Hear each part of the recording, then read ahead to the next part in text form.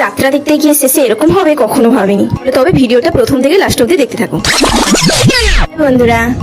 এখন আমরা বেরিয়েছি যাত্রা দেখতে, ফাঁকা রাস্তা, সাথে এই যে দিদি আর আমরা, মানে বাড়ির কাছে পুজো, তাই জন্য সব শেষে লেটে বেরিয়েছি।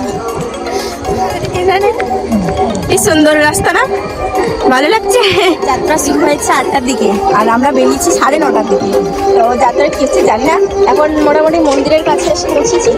তো যাবো, ঢের বলার নয়, যাত্রা দেখার ইচ্ছে আমি শুধু ঘোরার ইচ্ছা। এই যে দেখো মনসা মায়ের মন্দির।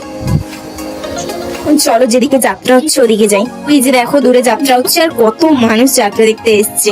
সবাই কত সুন্দর যাত্রা দেখছে, কিন্তু শেষে এরকম হবে কখনো ভাবিনি। সবে গেছি একটু যাত্রা দেখছিলাম আর দেখো হঠাৎ করে বৃষ্টি এসছে। কি বৃষ্টি, সাথে অনেক মানুষ যাত্রা দেখতে এসছে। কেউ যে হুট করে বাড়ি চলে যাবে সেটাও হচ্ছিল না, এত জোরে বৃষ্টি হচ্ছে। ম্যান্ডেলের কাছাকাছি যাদের বাড়ি ছিল সবাই মিলে তাদেরই বাড়িতে সবাই দাঁড়িয়েছে।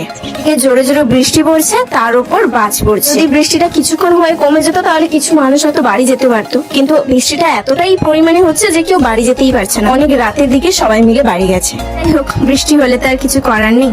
ভিডিওটা কেমন লাগলো অবশ্যই কমেন্টে জানিও। দেখা হচ্ছে আবার নেক্সট মিনিট।